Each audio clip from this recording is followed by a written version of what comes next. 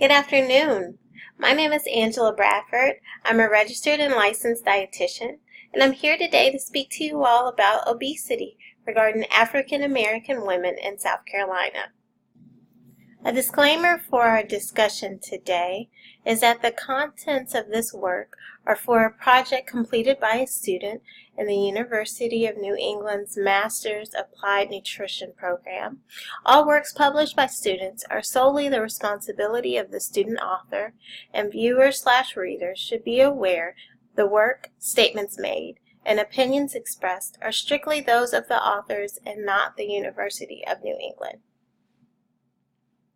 Objectives of the presentation today are that the audience will be able to identify obesity determinants in African American women living in South Carolina and evaluate potential nutrition interventions for the target population. Let's get started with an overview. Obesity has become pandemic due to an obesogenic environment, which includes inexpensive, calorie-dense foods, technologies, and structure of communities that reduce or replace physical activity, and inexpensive non-physical entertainment, and excessive emphasis on low-fat intake, resulting in excessive intake of simple carbs and sugar. South Carolina has the 10th highest adult obesity rate in the nation, with 2 of 3 adults being overweight or obese. Within the state, 42% of obese adults are African American and 35.1% are women. Some background to better understand obesity in the target population. The global epidemic of obesity is rising, but the prevalence of obesity is unequal among racial and ethnic groups.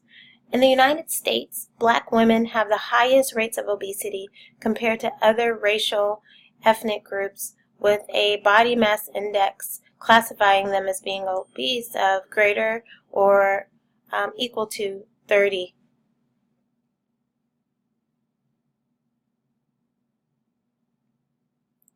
Let's look at some of the obesity determinants that are linked to being a cause or some causes of this trend. Here we have the socio-ecological model, and we'll get further into each detail with future slides, but it's just a representation that there are many causes to obesity in this target population on different levels. And further in our discussion, we'll talk about interventions that will target these factors specifically. Let's look at individual determinants.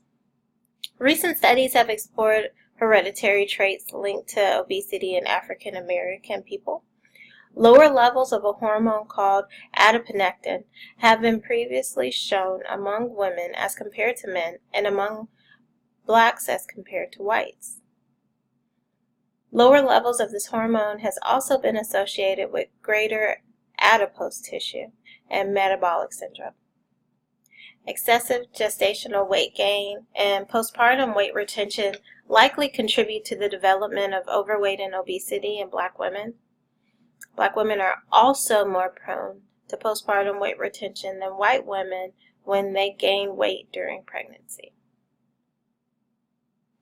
Another important disparity in health behaviors among women of different racial and ethnic groups is levels of physical activity. A significantly larger proportion of Black women do not engage in physical activity compared to Black men and women of other ethnicities. A contributing factor to decreased physical activities is barriers with health care. For example, physical activity can cause excessive sweat, which can be disastrous for popular hairstyles like a natural hair press. Research shows contributing factors to higher rates of obesity among American women include lower intake of fruits and vegetables and whole grains and greater intakes of added sugars, sodium, and calories from fat. Compared to women of other racial and ethnic groups, overweight and obese Black women are more accepting of a larger body size. Their perception of their size is more positive than other groups. The social groups that this population is involved in typically have higher rates of overweight and obesity, which is an influence on making a larger body size more of their norm. Studies have also shown that the lower parental education contributes to an increase in obesity due to lack of knowledge of risk and healthy food practices. If neither one of their parents, or maybe one, did not attend either completing grade school or have a college degree. Within the community, prevalent obesity in the U.S. has been shown to be inversely associated with neighborhood-built environment characteristics such as density of food venues and recreation facilities. In these areas, it might be easier and cheaper to buy less healthy foods and drinks. For food deserts, communities are also built in ways that make it unsafe sometimes for people to walk, run, or ride a bicycle. There could be a lack of sidewalks and safe routes to walk or bike to work or school. And within those food deserts, it's not easy to get to places that have fresh fruit and vegetables and other healthy whole foods. So that's largely due to the lack of grocery stores, farmers markets, and other healthy food providers. On an organizational level, the built environment includes more elevators and public transportation in regards to work environments, which decreases physical activity. It also includes the almost constant availability of inexpensive, highly processed and sugary foods in a convenience form, and snack machines in the workplace. Technological advances have made the workplace more sedentary, which decreases physical activity and promotes weight gain. Industrialization of food production on the public policy level is providing inexpensive and highly processed food, which is a major environmental cause. Adding sugar is the least expensive way that the food industry can make everything taste better and increase sales. State and local laws permit neighborhoods from creating community gardens, which would provide greater access to those fresh fruits and vegetables that they're lacking in these food desert areas. Some potential interventions that have been noted. First, I wanted to note that therapeutic interventions are being tailored to specifically address these social determinants of health and to foster lifestyle modification. But few interventions targeting obesity in Black women have occurred in the primary care setting. Racial, ethnic, minority populations and Black women in particular have been disproportionately underrepresented in these clinical trials for behavioral weight loss interventions, despite the high prevalence of obesity and associated cardiovascular risk factors among Black women.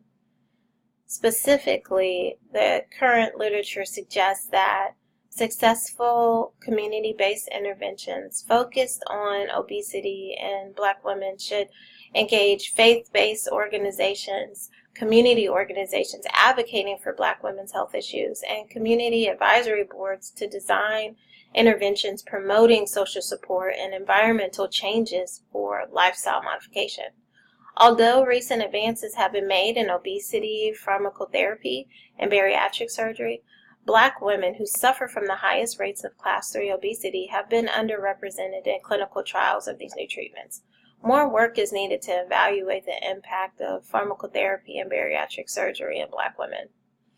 While incorporation of social and cultural strategies have been reported to improve weight outcome in African American women, such as traditional foods being considered, faith-based programs, food insecurity and food access, the addition of the methodology and involvement of community stakeholders in the development of the intervention may further improve the weight loss outcomes.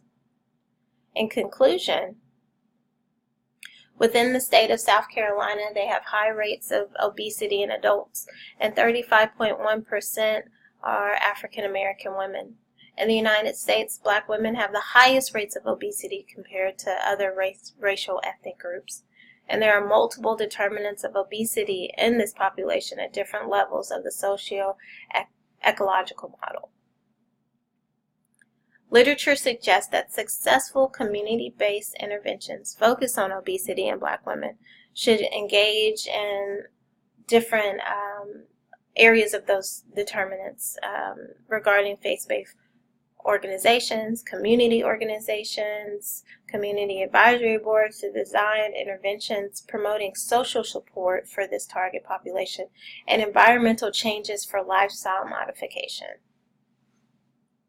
These are my references for the presentation today.